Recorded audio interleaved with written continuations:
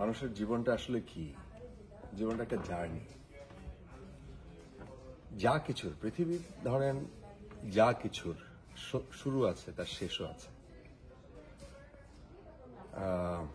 আজকে সকাল থেকেই একটু বিষণ্ণ লাগছিল। আমার জীবনের সবচেয়ে বেশি সময় মনে হয় এখানেই কাটাইছি। এই নিউজ রুম, আমরা হট চেয়ার বলি, এই চেয়ার টেবিল, কত স্মৃতি। আমার জীবনের মূল সময় যদি বলেন, মানুষের জীবনের সবচেয়ে আনন্দ ঘন যদি টাইম বলেন, আমি মনে করি সেটা মানুষের 18 থেকে শুরু হয়, সেটা 35-40 পর্যন্ত একদম দারুণভাবে চলে। তা সেই সময়টা আমার মনে হয় যে আমি চ্যানেল 24-এর এই এনভায়রনমেন্টে, এই নিউজ রুমে আমার কেটে গেছে। জীবনের এই জার্নিতে কি হয় জানেন তো? জীবনের জার্নিতে ধরেন রাস্তা অনেক সময় স্মুথ হয়, অনেক সময় পিচ ঢালাইয়ের মতো তেলতেলে রাস্তা হয়, ভাঙাচোরা রাস্তা হয়, ইটের রাস্তার মতো, গর্ত থাকে, খানাখন্দক থাকে, তারপরে কাদার রাস্তা থাকে, মাটির রাস্তা থাকে, উপর থেকে আকাশ ধরেন কোনো কোনো সময় নীল থাকে, কোনো কোনো সময় আকাশ মেঘ হয়, বৃষ্টি হয়, ঝড় হয়, টর্নেডো হয়, বিদ্যুৎ চমকায়, আবার আকাশ নীল হয়, হতাশা আসে। এই যে এই নিউজ রুমে ধরেন কত সময় কত আমরা টেনশনে গেছে আমাদের, আমরা কত রকমের সময় কাটিয়েছি, উদ্বিগ্ন ছিলাম, কত রকমের দুঃখ কষ্ট। আমি অনেক সময় আমাকে যারা খুব ঘনিষ্ঠভাবে চেনেন, আমি গল্প করতে করতে বলি অনেক সময় যে আমার নিউজ রুমটা, চ্যানেল 24-এর এই নিউজ রুম হচ্ছে ক্লাবের মতো মনে হয়। সারাদিন অন্য কাজ টাজ করে এসে যখন আমি সন্ধ্যার সময় এখানে আসি, রেডি হই, আমার কলিগদের সাথে গল্প সল্প করি, এই নিউজ রুমে সারাদিন কি হইলো, কি আসলো, কোথায় কি নিউজ ছিল, দেশের মধ্যে কি নিউজ, খেলার কি নিউজ, ন্যাশনালের কি নিউজ, ইন্টারন্যাশনালের কি নিউজ, অ্যাসাইনমেন্ট ডেস্কে কি কি আসলো। তো এই সমস্ত কিছু যখন আমরা এক এক জায়গায় বসে গল্প করি তখন বোঝা হয়ে যায়, জানা হয়ে যায়। এটা ক্লাবের মতো মনে হয়, মানে হচ্ছে যে আনন্দ তৈরি হয় এই জানার মধ্যে, এদের সাথে সময় কাটানোর মধ্য দিয়ে। তা আমি এই নিউজ রুমটা আসলে মিস করব। আমার খারাপ লাগছে।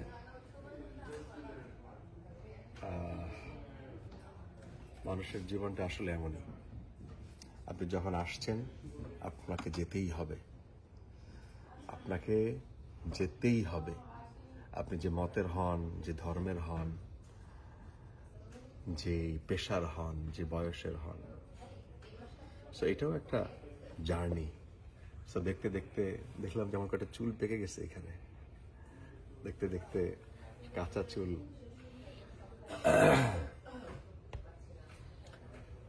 এখানে যখন আসি 2012 সালে, সেই সময় আরো ইয়াং ছিলাম, এখন বুড়ো হয়ে গেছি মনে হচ্ছে।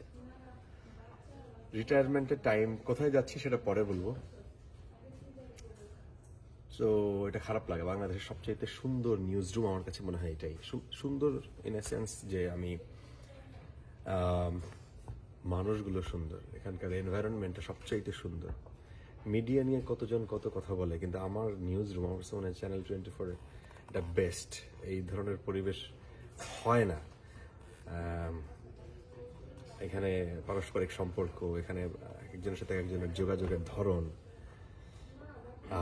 মালিক পক্ষের ব্যবহার, এখানে আমাদের বসদের সাথে ছোট জুনিয়রদের সাথে যে ব্যবহার, আমার কাছে মনে হয় এটা অন্য মিডিয়ার অন্য হাউসের সাথে মেলানো মুশকিল।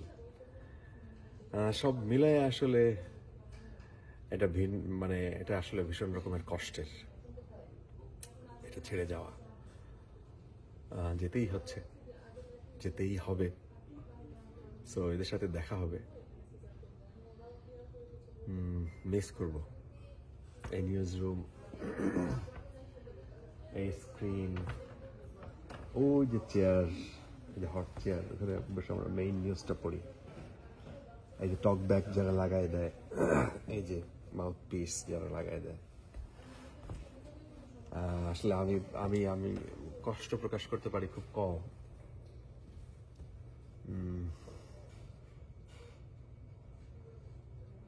সত্যি কথা হলো যে ধরেন যে জীবনের নিজের ফ্যামিলির বাইরে সবচাইতে বেশি সময়, এবং ওই যে বললাম যে জীবনের সবচেয়ে গুরুত্বপূর্ণ সময় যদি বলেন, সেটা হলো এই জায়গাটায়।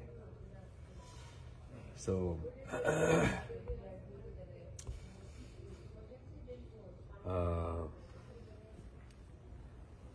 আমার মনে হয় যে মানে এত আনন্দ বা এত মজার সময় আমার জীবনে মনে হয় আমি আর ফিরে আসবে না।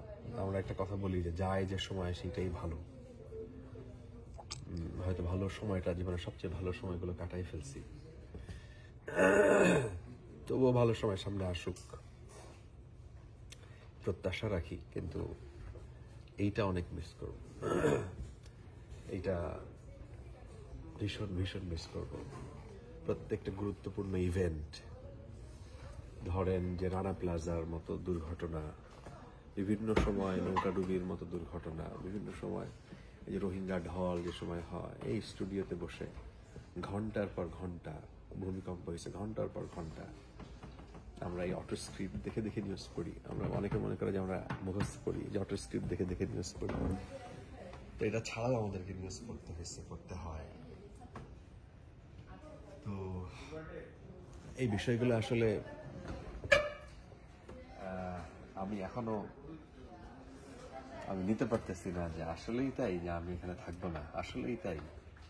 আমাকে প্রচুর মানুষ এই ধরনের কথা বলেন যে এই চ্যানেলের লোগো আর আমার মুখ একরকম হয়ে গেছে, যে আমি চ্যানেল 24। সো এইটাও আমাকে কষ্ট দিবে, এবং আমি এই চ্যানেলের লোগো সবসময় অন করব। এটা আমাদের সবার কাছে দোয়া চাই। দেখা হবে।